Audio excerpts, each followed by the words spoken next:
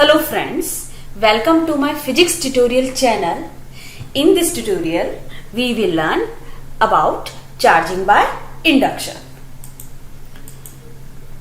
Today, we will cover the following topics. What is charging by induction? Charging by induction with example 1. Charging by induction with example 2. And the last one is exercise. Charging by induction. Charging by induction is a charging method that charges an uncharged object without touching charged object. This is a charged object and this is a uncharged object which has same number of positive charges and same number of negative charges. The charging by induction process is where the charged object is held near an uncharged object. The condition is near. This is our charged object and this is our uncharged object. It will come near to the uncharged object. This is our right condition because there is a sufficient gap. And this is our wrong condition because both objects are touching to each other. The charge flows between two objects. The charged object has positive charge, so it will attract the negative charge of uncharged object. Here you are seeing clearly.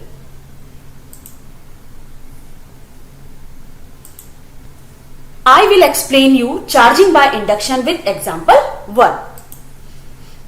In this example, we have a charged plastic rod which is negatively charged and a uncharged metallic sphere.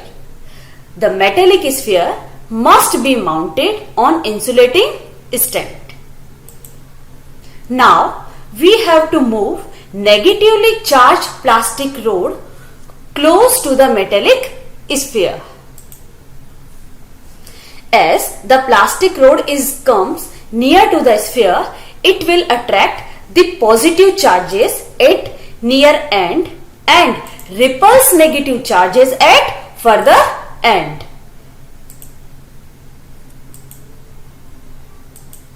Like that. This process of charge distribution stops when the net force on the free electrons inside the metal is 0. Now, our metal sphere have both positive and negative charges. We want to charge metallic sphere only with positive charge. So, therefore, we have to connect the sphere with ground by using conducting wire. This is our conducting wire. The electrons will flow to the ground. Electrons are flowing to the ground.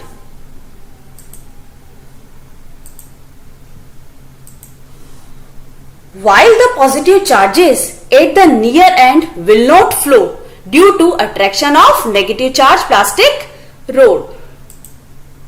Now we have to disconnect sphere with ground.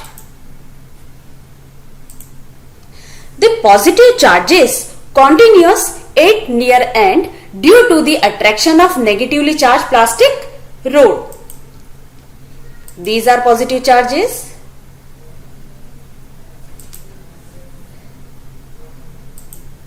Now we have to remove negatively charged plastic rod from the metallic sphere. The positive charge will spread uniformly over the metallic sphere. In this experiment, we have learned that the metal sphere gets positively charged by the process of induction and the plastic rod does not lose any such type of charge. Now, I will explain you charging by induction with example 2. In this example, we will take two uncharged metallic sphere A and B. The metallic spheres must be contact to each other and mounted on insulating stand. Now we have to move positively charged rod near to the metallic sphere A. The free electrons of both spheres are attracted towards the rod and axis of positive charge towards the rear surface of sphere B. The left surface of sphere A has an axis of negative charge and the right surface of sphere B has an axis of positive charge. Note, all of the electrons in the both spheres have accumulated on the left surface of A. Similarly, note all the protons on the both sphere have accumulated on the right surface of B.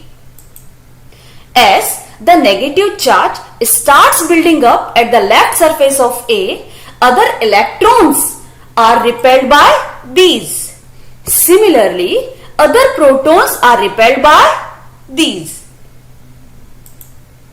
In a short time, equilibrium is reached under the action of force of attraction of the rod and the force of repulsion due to the accumulated charges. This is our equilibrium condition.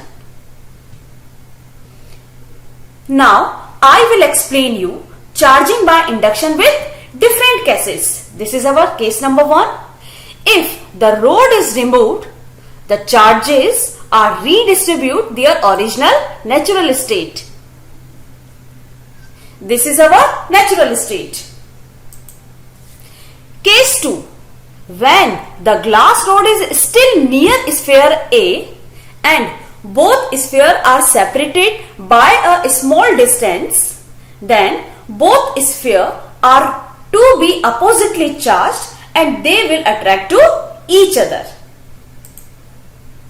Case 3.